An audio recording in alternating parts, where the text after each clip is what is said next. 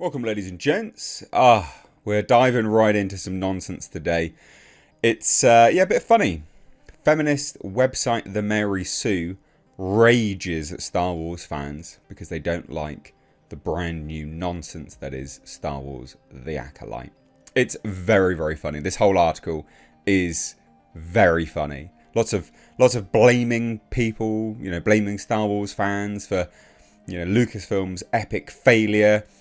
It's the norm sort of pro-establishment rhetoric that we get from these websites all the time. It's so funny.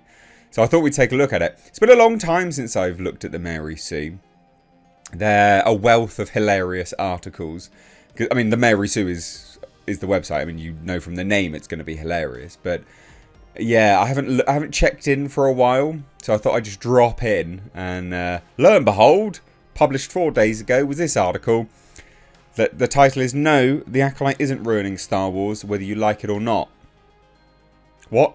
Subtitle: Nobody hates Star Wars more than Star Wars fans do. Ah yes, those pesky fans that hate what they're a fan of. What? Ah yes, those pesky fans that have standards.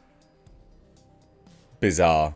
So we'll take a look at this because this is genuinely comical. So hit subscribe if you're new here, guys.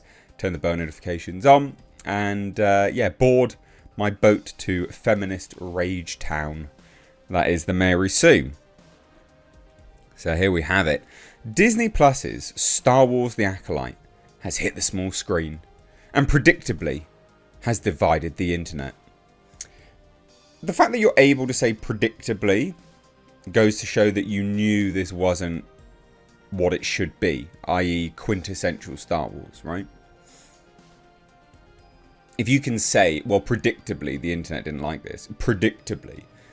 That entire statement is predicated on the fact that whatever it is that you're talking about fundamentally is not what it's supposed to be. Otherwise, you'd just be like, yeah, of course people liked it. Or unpredictably, people are divided by this. How could they be divided by this quintessential thing they love? You see? Despite how venomous some of the responses to the High Republic era inspired show have been, one thing is for sure: no, the Acolyte isn't ruining Star Wars. I'm not sure anyone's really said it's ruining Star Wars. You know why? Because Star Wars has already been ruined. Ha! Lol. Anyway, the Acolyte... I sound old when I do that. The Acolyte is an easy target for close-minded Star Wars fans. Ah, that's right, guys. So says the Mary Sue.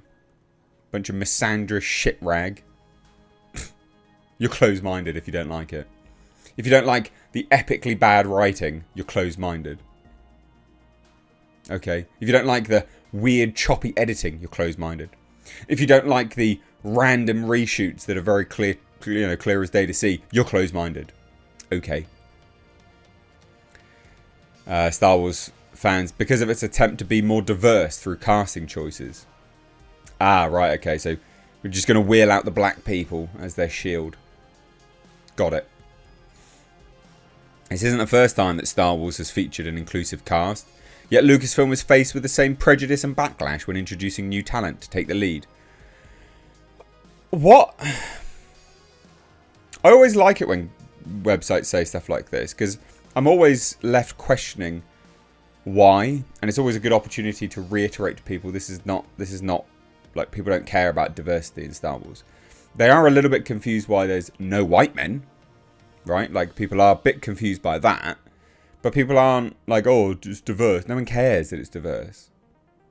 Like, no one cares. Like, people liked John Boyega's Finn. It was Lucasfilm that was racist, removing him from the Chinese poster because Chinese people notoriously are racist against black people. Like, Mary Sue, pro-Disney establishment rhetoric here. Well done, dickheads. Says, from some perspectives of certain corners of fandom, Star Wars inclusionary efforts have ruined Star Wars, though that's simply not the case. It's not the amount of black people or lesbos in it that have ruined Star Wars, okay? That's not what... No. It's like, you can do these things if it's smart writing. Just like you can do anything if it's smart writing. Star Wars fans were already not completely satisfied with the reintroduction of legacy characters in the sequel trilogy. Most controversially, Mark Hamill's Luke Skywalker in The Last Jedi. Sorry, what? What? You're going to try and use this, Mark Hamill's Luke Skywalker, as a way to compare to people's commentary about The Acolyte as being unfair? Luke Skywalker was terrible in The Last Jedi. What are you on about? Which proves that it's not who these stories are about, but how they're being told, that kneecaps Lucasfilm's creative energy. Oh, well, there we go. It's the lack of imagination and desperation to keep new content flowing, no matter what, that has caused Star Wars to slump. Are you on people's side or not? Because you've just been blaming the fans for not liking it, and now you're saying a lot of what I've just said. This is some schizophrenic article. The incessant need to blame race or gender as a reason why a certain aspect of entertainment is failing or going woke has unsuccessfully attempted to masquerade around as thoughtful, genuine criticism. Sorry. We're back again. We've done a 180. We're back to blaming people. No. That's not why people are saying this is shit. What are you on about? Are you high? What's going on? This is epic gaslighting. Do you see what I mean? This is epic gaslighting. Unbelievable. Woke Star Wars can't hurt you. It's not real. Well, no, but that's why people just aren't watching it. But it's articles like this that make out loads of people are, and they're like taking to the streets and, you know, mowing people down with their fake lightsabers. The plastic ones. Vroom. Vroom. Like, no, people aren't doing that, mate. Oh dear. Star Wars has been woke since the original trilogy, when taking Merriam-Webster's definition of the word into consideration, staying aware of and actively... No one uses that as the word. Shut up. The Acolyte has been treated with superficially... What? The Acolyte has been treated with superficiality by onlookers who have assumed judgment based on how the story has presented itself, instead of giving it a chance to stand on its own. No, they haven't. People have let it stand on its own, and it's still bad. Like, if you're just discussing it from a purely, like, writing standpoint, it's bad. There are valid criticisms and constructive critiques that can be made about The Acolyte when opening up discussions about how Disney Plus and Lucasfilm have approached their streaming series. Not every ounce of backlash should immediately fall back on The Acolyte has ruined Star Wars as its only argument.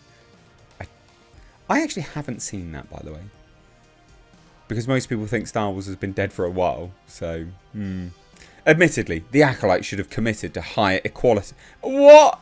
Oh, higher quality in screenwriting. Oh my god. I thought it said equality then. I'm like, Jesus. And storylines when thinking about how much untapped potential it holds. It's a shame that the team behind the show barely took risks when letting The Acolyte become more experimental or mature. The show needs to be taken more seriously in order to fully achieve their end goals. The Acolyte had every opportunity to introduce unique, intense or daring elements when playing with new reaches of the Star Wars universe, but has emphasised its own weakness by keeping its scope concerned in familiar territories. This person could barely string a fucking sentence together.